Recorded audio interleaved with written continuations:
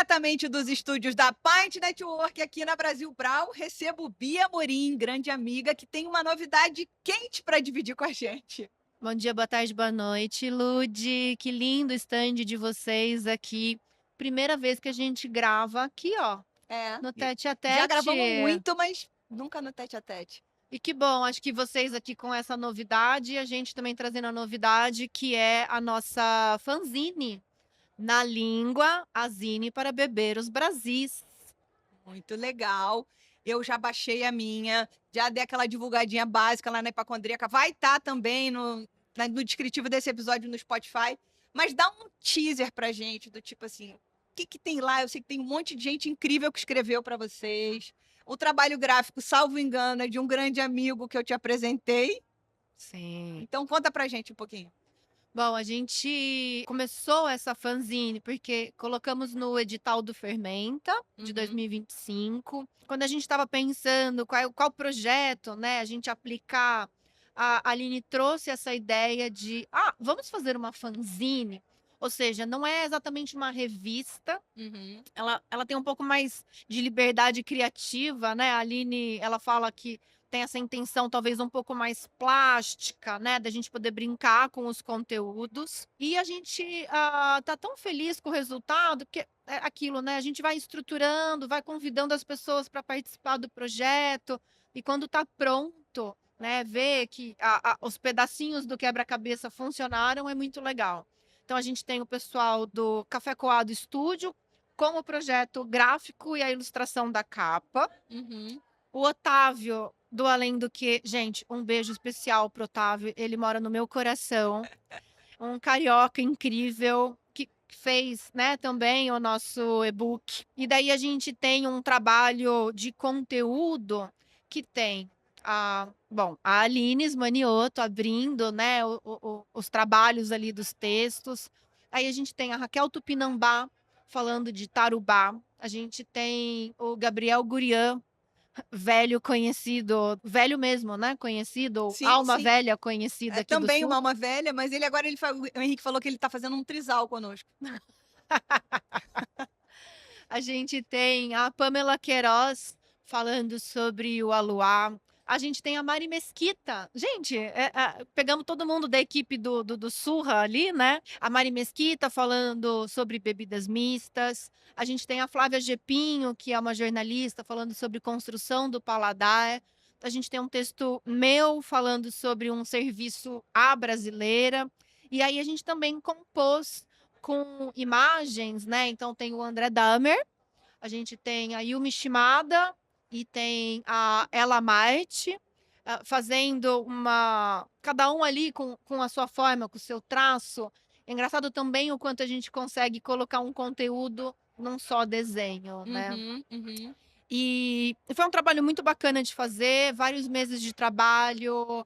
A gente pensou muito em como provocar o mercado cervejeiro a fazer um olhar e dar um mergulho, talvez, um pouco mais profundo no que é pensar as bebidas e os Brasis. Acho que é a nossa grande proposta. Tá. E eu acho muito legal que, de tudo que você está trazendo, traz também um outro lugar para a cerveja, que às vezes a gente não associa a cerveja tanto assim nesse lugar, porque a cerveja vem da mesa do bar, onde ela tem que estar, vem da cadeira de plástico, vem daquela dos freezers deitados, com aquele monte de garrafa e tal, não sei o quê, Isopor. isopor.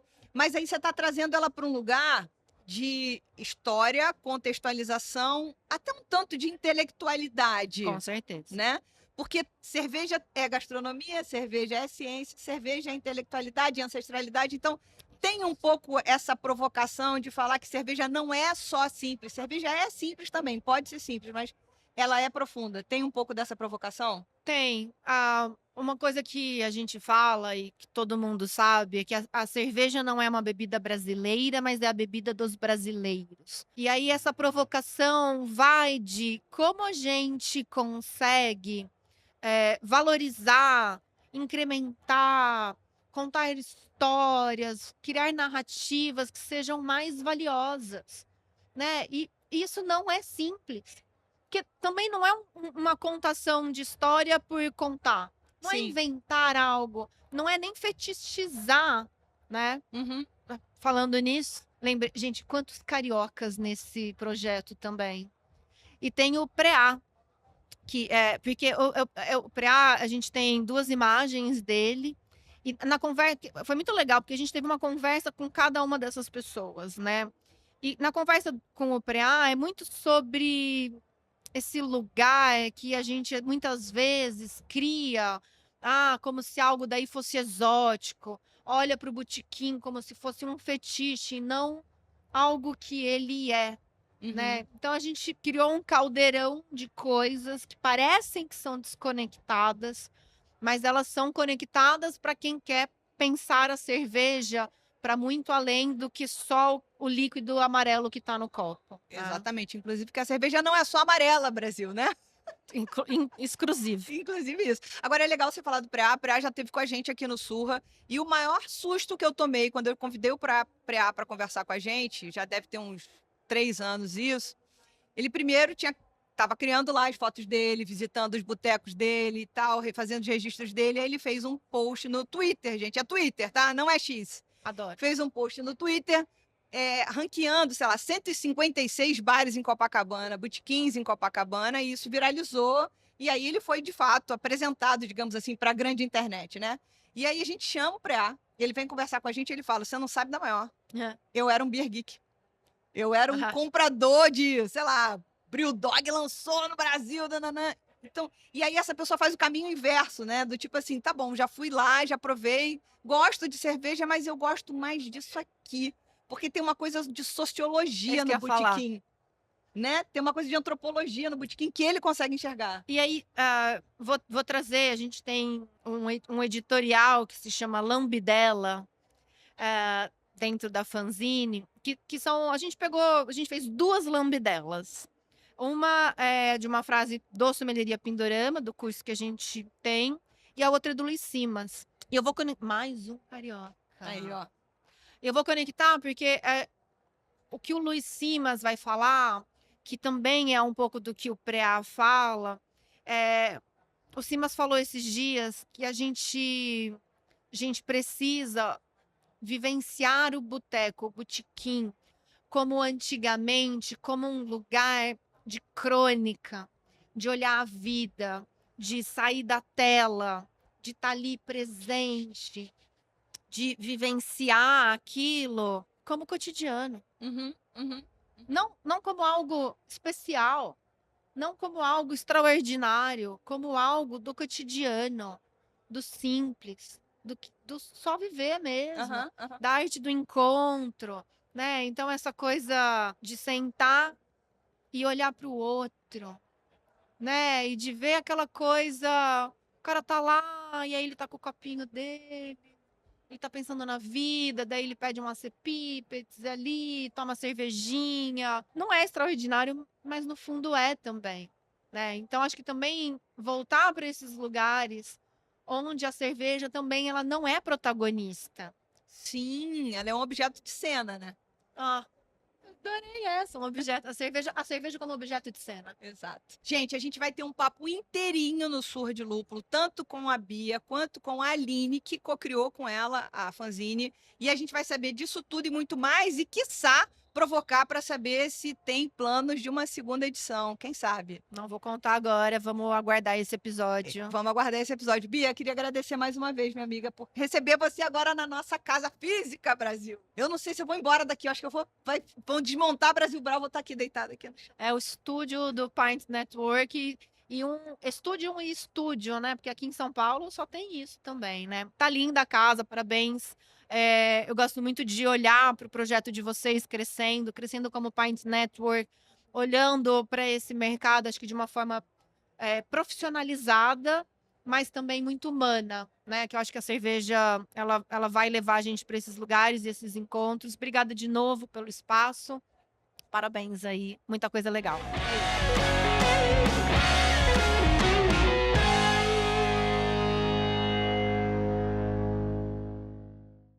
Bom dia, boa tarde, boa noite. Mais um dia de Brasil Brau.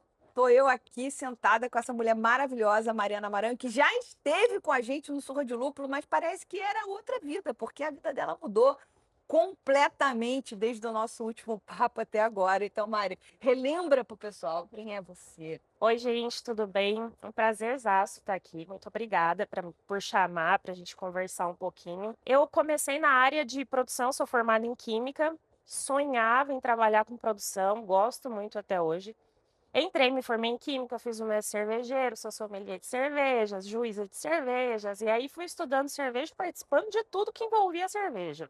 E aí fiquei 10 anos no mercado de produção e recentemente estou há 1 ano e 3 meses na Global Food. Eu saí de produção e fui direto para a área de venda técnica, né? Consultoria técnica, trabalhando com tecnologia de alimentos. Então, mudei radicalmente mesmo. Saí de produção, continuo dentro de fábrica todo momento, mas agora não com os problemas da fábrica. Ainda bem também. Ah, nossa, que vida boa, gente. Problema toda hora, né? Toda hora. Você acabou de montar o mapa, foi lá e autorizou, você ligou para fazer o primeiro problema, cai uma Problema. porca no chão. Exatamente. Troca o selo da bomba. É isso. Então, tô aí há 1 ano e meio com a Global Food, tô adorando. E tô sempre no meio de produção, tô sempre acompanhando processos e acompanhando tendências de mercado, inovação de bebidas. E aqui vamos trazer mais algumas para a gente ver. É isso. Bom, ano passado, tudo que se falou no mercado cervejeiro foi que cerveja sem álcool era a menina dos olhos do mercado. Eu não acho que não seja, mas também não é assim. Por isso, como a gente já falou por aqui, a gente lançou a Futuro, que tem 3% de álcool. Ou seja, as pessoas querem beber um pouco menos, querem continuar bebendo gostoso, e a gente propôs essa cerveja de 3%. Aí eu vou lá na Global Foods, encontro Mariana, que já me joga na cara 2 águas lupuladas maravilhosas, e esse Noite Serena, gente. Eu, se bobear, quando acabar essa entrevista, vou deitar em posição fetal e vou tirar um soninho. Então, primeiro conta pra gente das águas lupuladas. Bom, gente, a gente fez as águas lupuladas, né, em parceria com a Abracerva, a Abralatas, fizemos com a Dádiva, enfim, projeto super legal. E a gente fez a primeira água lupulada brasileira com vitaminas. Então, a proposta é ser uma bebida fácil de tomar, uma água que realmente pareça água cristalina, translúcida, bem carbonatadinha. E a gente usou os extratos da cálcica que a gente representa. Então, a gente fez 2 modelos, a Classic e a mais moderna, digamos assim, que vai para esse lado do lúpulo cítrico, maracujá, manga, pêssego, né? E com as vitaminas. Já a Classic, ela vai para um lado mais perfil alemão, floral, herbal um pouquinho. Todas elas a gente usou um modulador de corpo natural, que dá essa sensação de preenchimento. E aí, estamos aí fazendo o maior sucesso. Muita cervejaria tem comprado a ideia da água lupulada por ser saudável, né? E a gente tem notado, eu estava até falando com a Lud agorinha, que o mercado tem mudado bastante para esses outros tipos de bebida, né? Toda cervejaria que eu ando por aí tem investido bastante nessa área de bebida mista, charoparia, chá, água lupulada, porque o mercado de bebidas alcoólicas, no geral, vem enfrentando uma certa crise, né? As pessoas têm bebido menos, o jovem tem bebido menos, as pessoas buscam outros níveis de saudabilidade hoje, então não é interessante só você ter bebida zero, é importante que você seja zero, sem glúten, com vitamina, enfim. E aí o mercado mudou muito de 2 anos para cá, é um absurdo assim, o que a gente tem passado de diferente. E aí a gente trouxe as outras propostas aí para os clientes, quem sabe eles compram nossa ideia e acho que vai dar super certo. E vamos falar da Noite Serena? Vamos falar, mas antes da gente falar da Noite Serena, eu acho que vale relembrar, para quem gosta do Surra de Lúpulo e ouve os nossos programas, voltar alguns programas atrás. Eu vi o programa que a gente gravou com a Carol Assunção, doutora, dona da Ciclo Alimentos, e a gente falando justamente do tipo, para que você vai abrir uma cervejaria hoje? Será que não é melhor abrir uma indústria de bebidas? Que aí você vai estar mais habilitado a produzir outras coisas e estar mais atento e atenta nas mudanças bruscas do mercado que a Mari acabou de trazer. Agora, isso aqui, meus amigos, ela me deu um copinho, sei lá, bom demais. Vai, conta você, Mari. Bom, gente, essa bebida é bastante legal, que eu acho que não tem nada na feira parecido com isso. A gente fez um suplemento alimentar. Tem tanta gente fazendo bebida mista e colocando cafeína, taurina, vamos acordar essa galera. que a gente pensou, por que não investir ao contrário disso, né? Fazer um energético ao contrário, que aí a gente fez um suplemento alimentar, uma base de uma bebida mista, a gente colocou vitaminas B, né, que ajuda na longevidade e tudo mais. E a gente colocou melatonina e magnésio, que são dois compostos que ajudam a relaxar bastante. Então é uma bebida para noite, é uma bebida para você sair da balada, tomar, é zero álcool para você descansar. É uma bebida que é muito interessante, dá para fazer ela zero açúcar, dá para brincar com várias possibilidades. Então tá fazendo também bastante sucesso na feira esse energético ao contrário. É um relaxético. Exatamente. Vou patentear esse nome.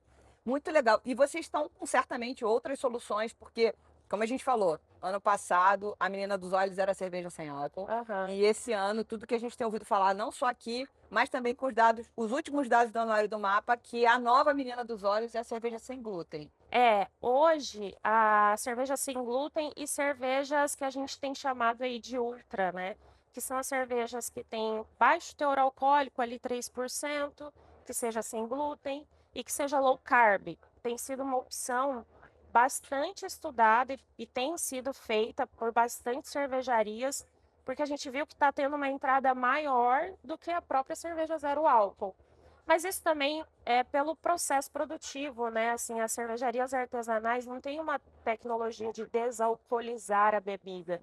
Então, a gente sai um pouco prejudicado com esse processo de fermentação interrompida. Funciona super bem, temos ótimas cervejas, mas é difícil fazer, é caro, né? Então, a gente notou que as cervejarias têm gostado muito desse modelo de sem glúten, low carb e com baixo teor alcoólico. Então, o pessoal não quer parar de beber, eles querem diminuir o consumo, que é o que a Sim. gente tem falado, né? Fazer um consumo consciente, que é o que a cervejaria e quem trabalha com bebida deveria aplicar, né? A gente tem que incentivar o consumo consciente Sim. e aí salvar nosso mercado. Mas tem vindo com muita força essas cervejas. Inclusive, a Everbreww lançou uma diferente, porque as grandes indústrias têm vindo com bastante Pilsen, uma Session IPA, coisas mais simples, né? E as cervejarias artesanais correm atrás desse modelo também, mas ninguém estava fazendo uma coisa diferente, assim. Uma juice, levinha, até contraditório falar isso, Sim, né? sim. Ou uma Pilsen com algo específico mais aromático, sei lá, lavanda, canela, alguma coisa assim que traga aí para o nosso mercado algo diferente. E aí a Everbreww lançou aí uma Haze, se eu não me engano, posso estar errado, ou Célio me corrija, que é uma juice com baixo teor alcoólico. Ela não é sem glúten nem low carb, mas ela já é uma cerveja com uma proposta diferente, bem saborosa, bem aromática, só que com baixo teor alcoólico, para a gente ter um consumo mais consciente. Perfeito.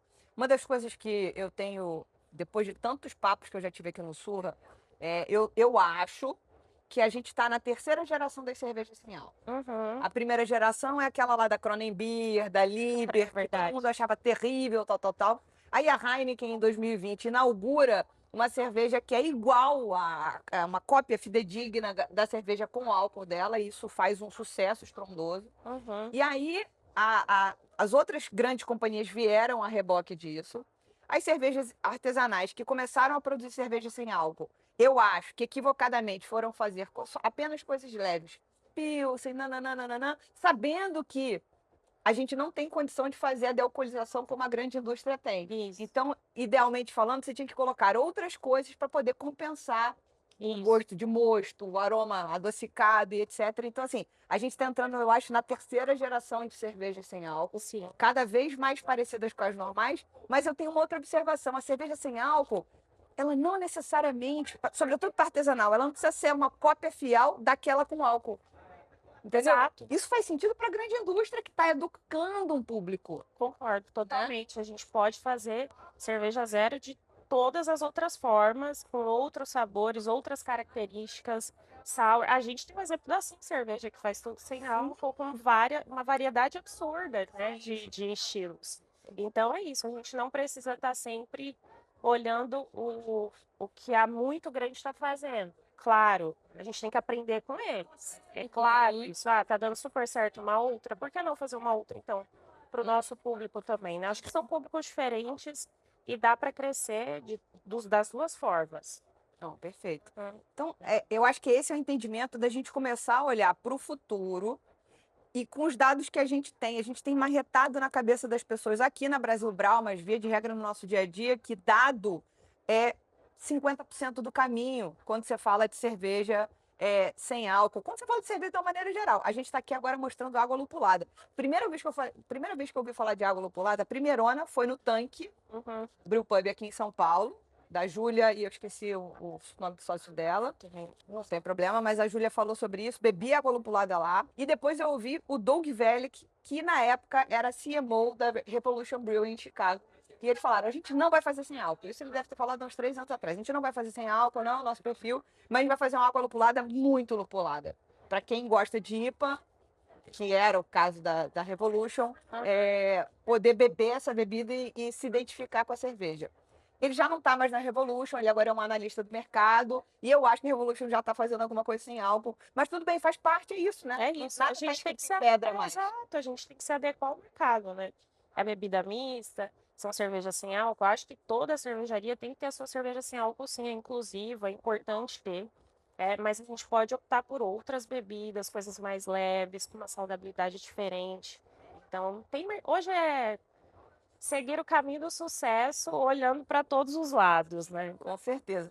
E eu acho que a última coisa para a gente, dando essa amarrada geral aqui, é que eu acho que o público que a cerveja sem álcool, com sabores diferenciados, está alcançando, pode ser um público que nem bebia cerveja antes.